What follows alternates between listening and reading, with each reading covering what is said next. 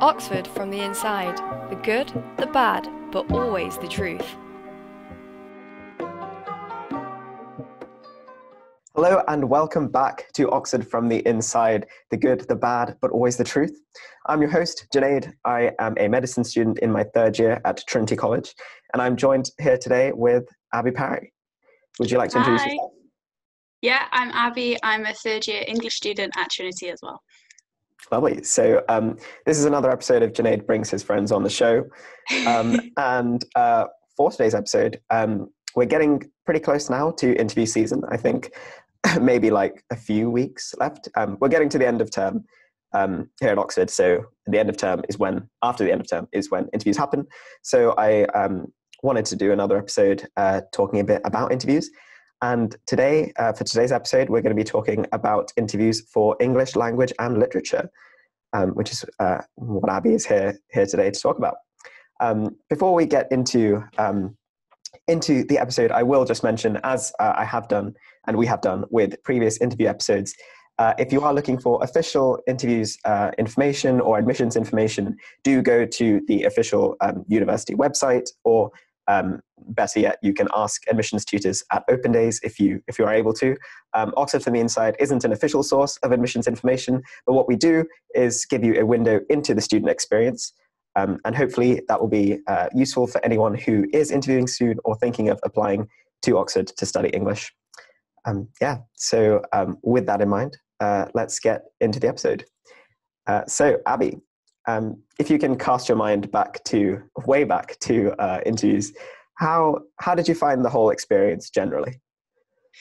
So overall it was a really good experience, and it was one where I definitely learned a lot and pushed myself, not just in terms of the actual interview itself, but preparing for it, and also just traveling by myself up to Oxford, living in Oxford for a couple of days, meeting a bunch of people. That was in and of itself quite a good experience to have.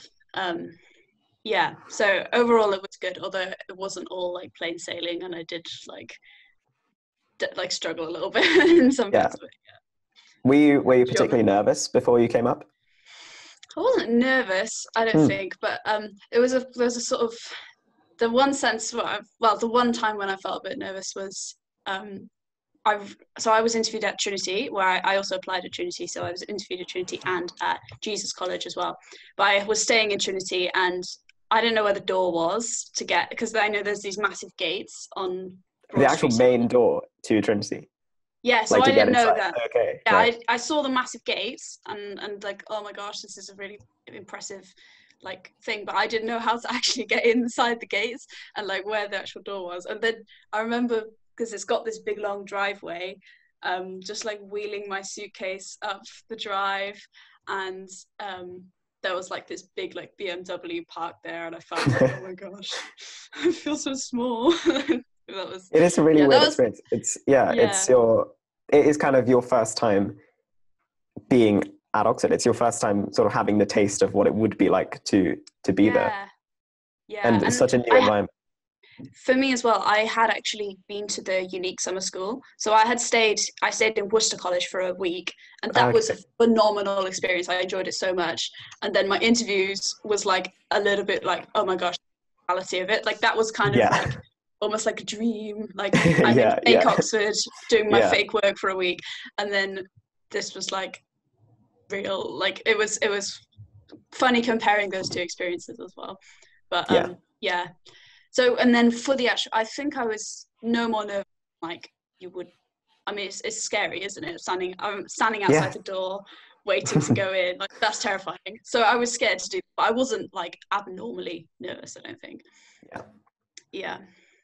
And it was a good experience, I assume, meeting the other candidates too. Yeah, so what happened was, after I did my scary walk up the driveway, got into the JCR, which is normally, it's a kind of a room, a social room for the students, but they were using it at the time for the interviews. And when I, because everybody arrives at different times and on different days for their interview, I arrived like 5 minutes before dinner in the evening, and everyone was going to go to College Hall. Yeah. So I went into JCR, and it's just absolutely packed with people. And I just went in, and I was like, whoa, there's like so many people. I don't know any of them. So I just thought, come on, Abs, you've just got to go and do this. So I just walked up to this group of girls and was like, hi. And then all of them ended up at Trinity, and I now, they're all, they were English students. Yeah, wow. Yeah, and I know them all now, so it's really cool. There you go. But yeah, so that first evening, I had a really great time with them. We watched Mamma Mia, and we played cards, and we had a great time. Then the next day, they all left, and I missed, but I couldn't go and like make some more friends. And then, I just felt a bit like alone. And that was the day I had my actual interviews. So all the time when you're not having your interviews, you can either go and sit in your room, but they do want you to be in the JCR because they've got a big notice board saying this is where you should be. So, and also I was like trying to be sociable, so I was like, let's go in the JCR. Yeah. So basically most of that day I was sat in the JCR with this other girl, just talking to her basically for hours. So that was nice, but it was a little bit like, again, like last night I hadn't watched Mamma Mia, and it was very chill, and then today it's like, oh my gosh, like, actually this is the real thing. It is very much like jumping into the deep end. So many different experiences at once. It was. So moving on now to the actual interview itself. How many did you have firstly, and how did you find them? So I actually found them okay. I was so I don't know if people would know that it's quite a weird system. There's no like one way of doing it, and so you'll just get told what to do and where your interviews are, and you can't really read into it whether that's a good thing or a bad thing, or if you're like a star candidate or you've just scraped in, like you don't really know. So I applied to Trinity, and I had 2 interviews at Trinity, and then the following day I had 1 interview at Jesus College. So both the interviews were split into like 2 sections, and in Trinity there was 1 interview for each section, and then for Jesus they were both in the same one. And for Jesus I actually had 4 interviewers, so that was terrifying. So I opened the door, it was like, here's a face and another face and another face, and I was like, oh my gosh. So that was a bit overwhelming, but I got over that eventually. So basically it was some kind of half and half with close analysis of poetry and talking generally about my application, especially my personal statement. So I really wanted them to ask me about the essay that I'd sent in, because that was, I think, far and away the best part of my application. Right, yeah. About it was just my personal statement. Okay. So should I talk about that part? I don't know, what actually happened in the interviews? Yeah, sure. Yeah, go for it. Okay. The first one I had was the Trinity close reading one. So they gave me 2 poems, and took me to this room, and I had like 15 or 20 minutes to look at them. I can't remember how much time.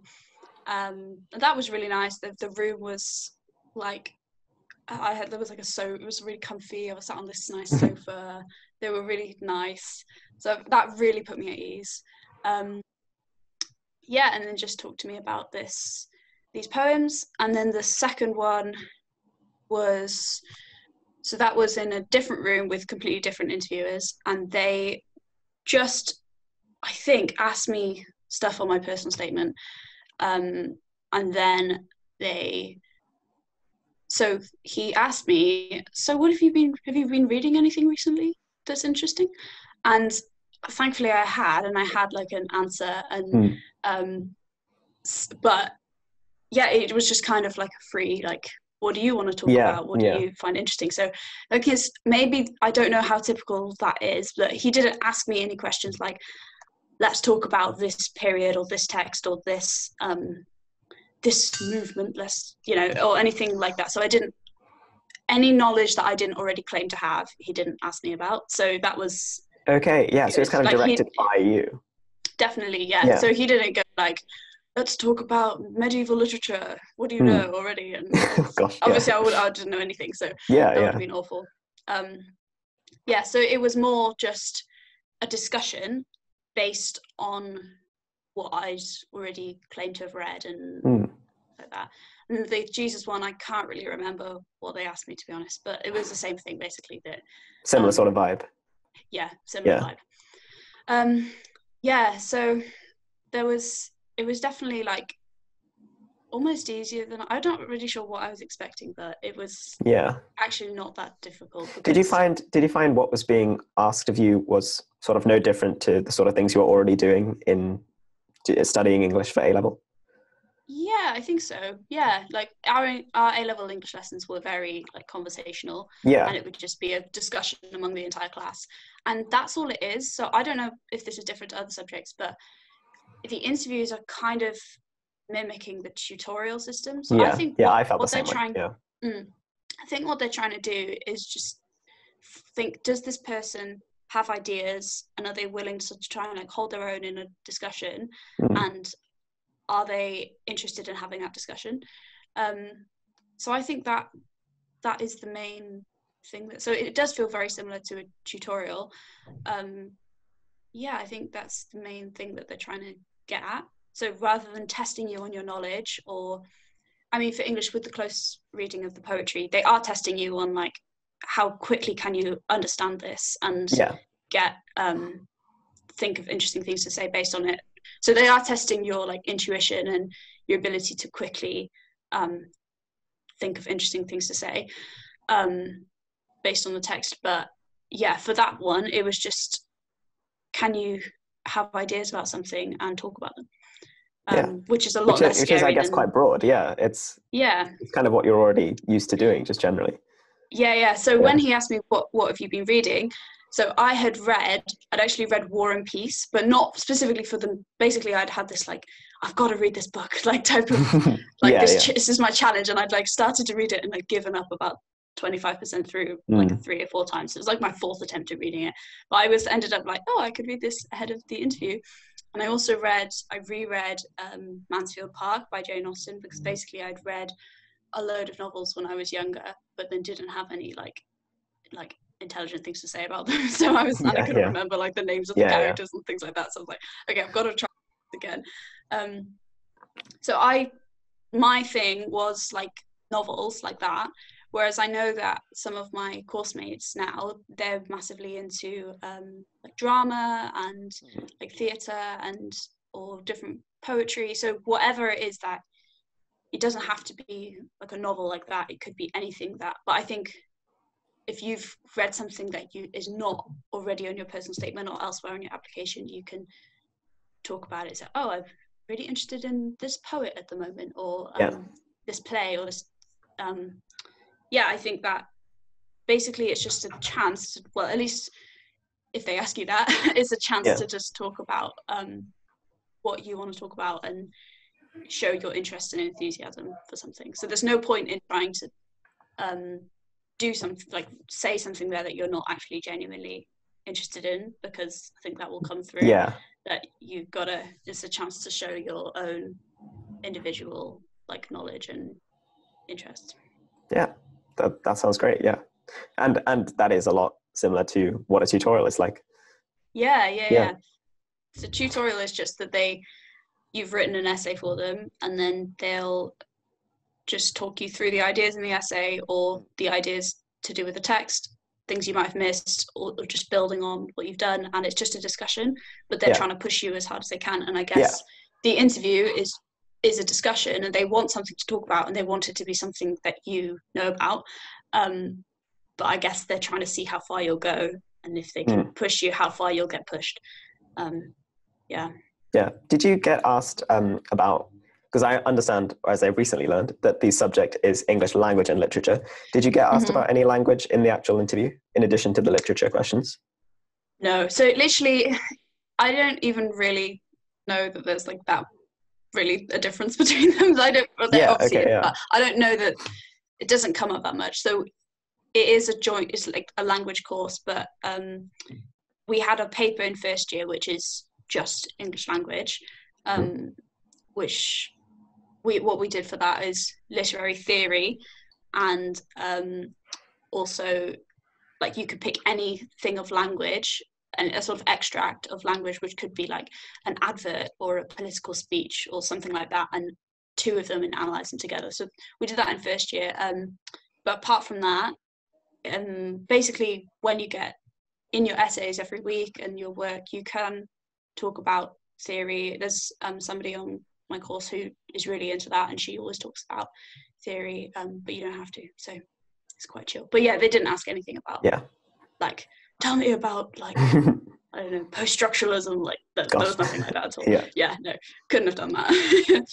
Yeah. So how did you I mean, I guess a lot of what you mentioned already is like you were saying, the sort of thing you were used to anyway when discussing literature at school. But how did you go about preparing for the interview? I think I read these books that I was talking about, and I think I would have probably done that anyway. And also it is just useful anyway. I was thinking for my A-level, I need to practice my ability to read something and have something to say about it. And that's what I was trying to do with that. But it was handy when I could talk about it in the interview. Honestly, the personal statement, I just had spent so long on it anyway that I kind of had lots of stuff to say about that. So make sure the other thing was, I heard a million times before I came, like, you should definitely make sure you can talk about everything on your personal statement. Like, don't let them catch you out. And then they caught me out, because what I'd done, we'd studied the poetry of Carol Ann Duffy at school, and we'd also done David Copperfield. There's a poem by Carol Ann Duffy about Miss Havisham, who's a character in Great Expectations. So what I did is I went away and I read Great Expectations, and I had loads of stuff to say about that and put it in my personal statement. I thought they were going to ask me about Great Expectations, and I literally had a sentence at the beginning.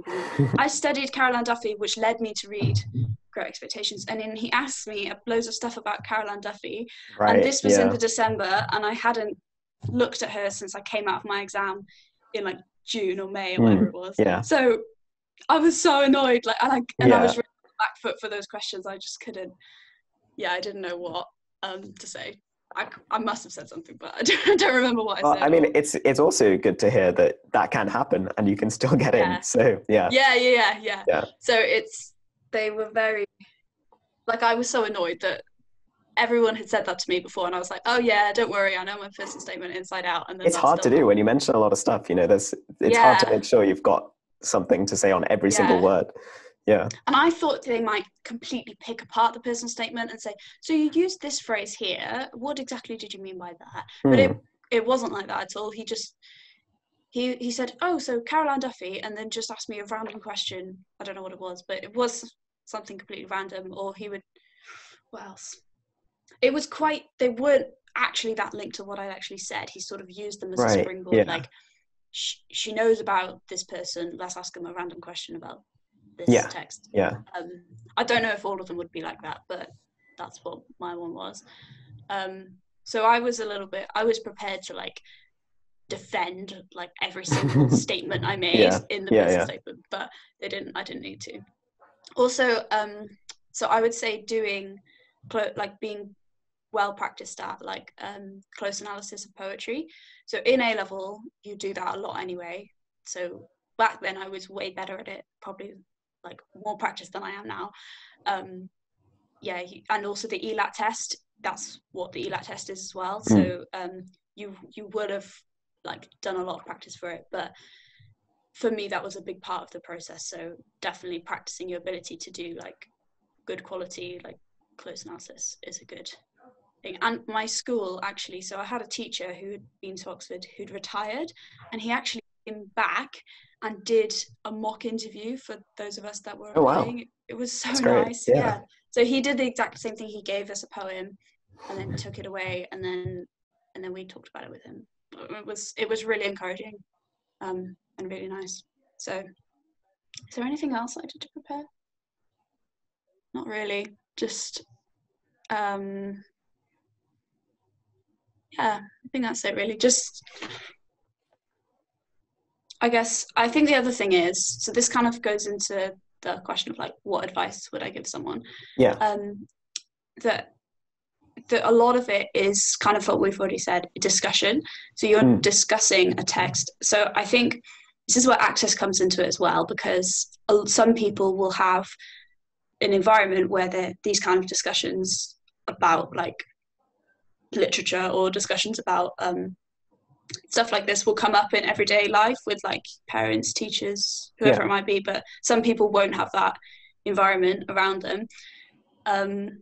I would say if you try and practice, if you have a friend or a teacher or parent or somebody that you can talk to about something that you've read or anything like that, that is a really good practice, I think, for tutorials and for the interview, because you just want to be able to confidently say what you think, confidently, oh, what about this?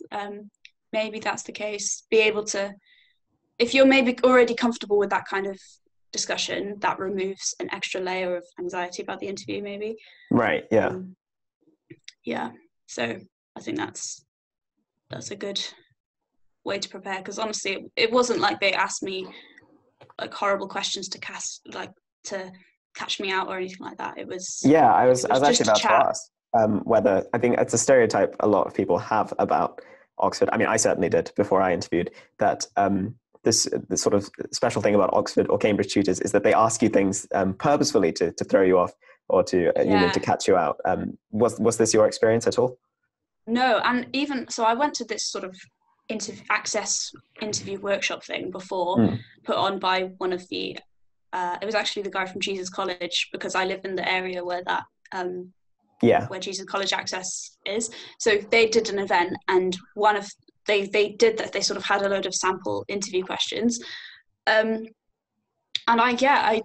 it said on it like, what is narrative, and like all these questions like that. That's not even that. It's not a trick question, but it's just like kind of a difficult question. But they didn't ask anything like that at all, and I was quite surprised. They didn't. I actually don't really remember them asking me questions. Like they just brought up something on my something on my personal statement, asked me something about that, and then we just have a conversation about that thing, rather than okay, now what do you think about this, or like, do you know what I mean? Rather than be like a sort of interview, strict, exactly, So that was good. So I mean, you've already mentioned some advice, but is there any other advice you would give any students who are interviewing this year?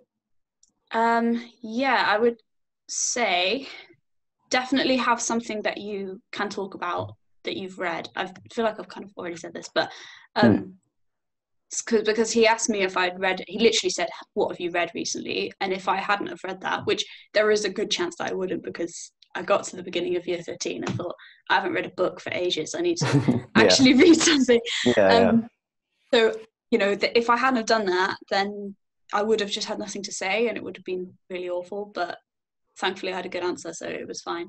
But like, have something that you haven't talked about.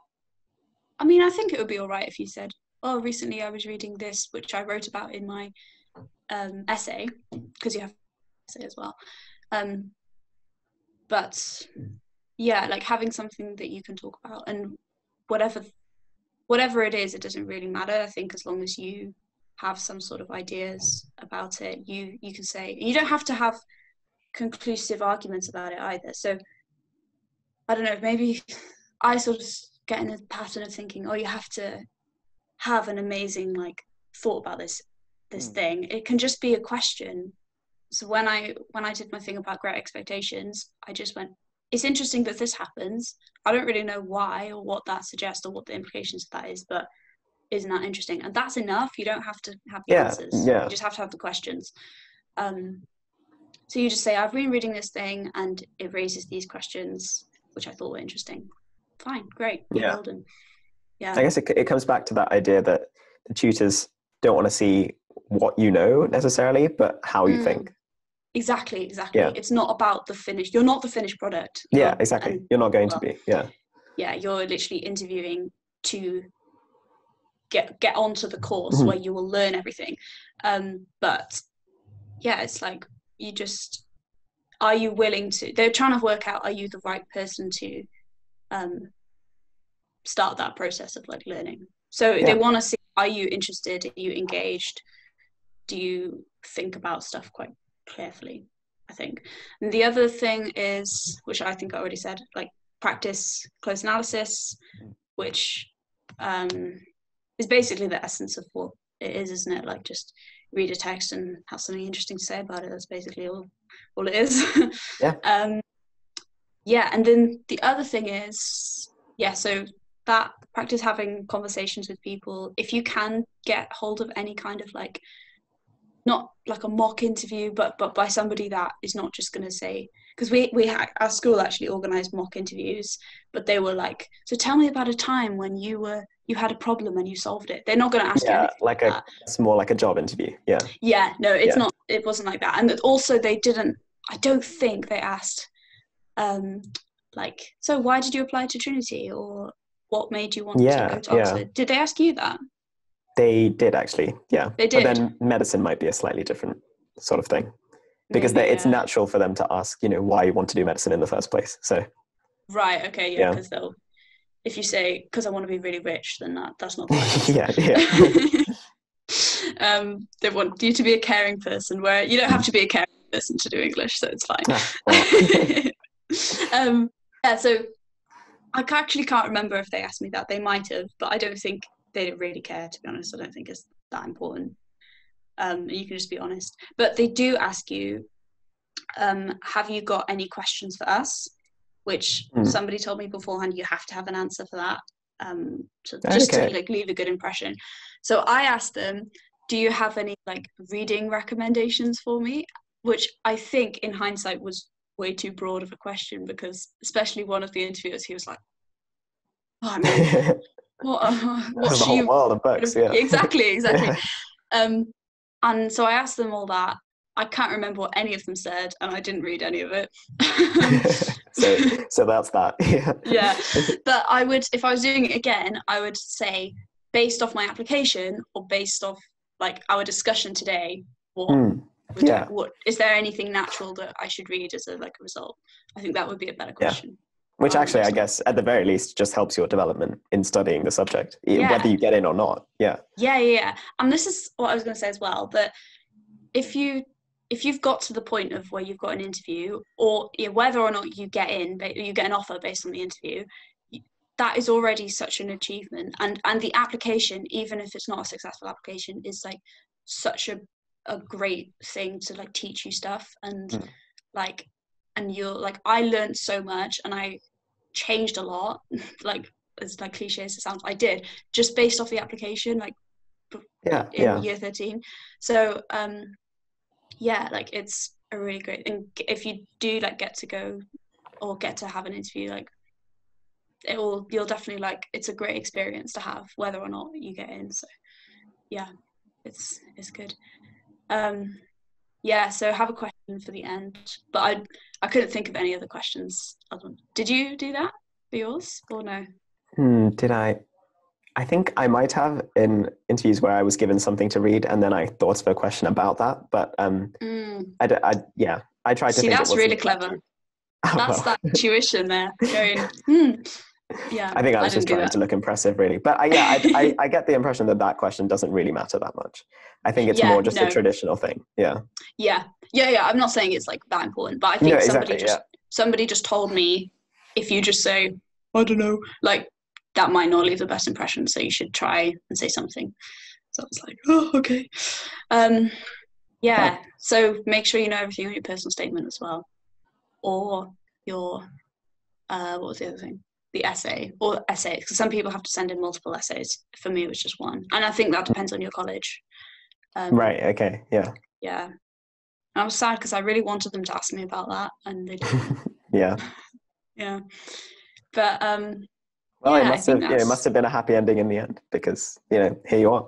Here I am. Yeah. And it is about how you think. Yeah. What's funny is that the ELAT test, the admissions test, you can ask for feedback afterwards, and I asked for feedback, and all the marks are in different bands, and I was in the third band, and the band is will not get a place unless the rest of the application is really good. Wow. So I thought I came out of that test thinking, I didn't know this at all. that. Oh, okay. Interesting. Yeah. So I did really badly on the ELAT test. No offense if anyone else got the same thing as me, but I didn't do that well, but I still got in. So like, there's definitely like, if you feel like, and somebody else on my course, she didn't get the grades, and so you know, there's, if you mess up one part of it, it doesn't matter. It's the whole application that matters. Yeah, not that's good advice. It doesn't all have to be perfect. And like I said, like I had that question in the interview where I had no idea what to say. I just mumbled something. I don't remember. I guess they're thinking like, they want you to succeed as well, and they want to have. It's not a nice experience for them to have some clueless person sign up with them. Like they want you to succeed, so they're not trying to catch you out and like test you in a negative way. They're trying to steer you in a positive direction. So like, I'm pretty sure he would have just gone, okay, moving on, and tried to find something that I could have succeeded with. Yeah, and I think that is a brilliant note to end on for anyone who's listening and will be off soon. I guess not off to Oxford. It'll be I think online so interviews. Yes, but the same, you know, in the same way. Engage with it. You know, do your best. I'm trying to help with the Trinity ones as well. So if you get so you might even see Abbie. Hit me up. There you go. Famous. You get to meet a celebrity. Yeah, well, an Oxford from the inside celebrity. Yeah. So that is all we have time for today on this episode. Thank you very much, Abbie, for joining us and sharing with us your experiences and advice. Thanks for having me. Really enjoyed talking for ages. And thank you to everyone listening and watching and engaging with our podcast. Make sure to follow us on Instagram at Oxford from the Inside. Subscribe on YouTube, Oxford from the Inside, and Twitter as well at Ofty Podcast. All the social medias, you know how it is. Wow. Follow and like all of that stuff. And do also check out our Facebook page for regular updates on our content. I hope all of you listening and watching stay safe and well. And until next time, bye. Should we give them a wave? Yeah. Yeah. And good luck if you have an interview. Yes. Good luck. Bye.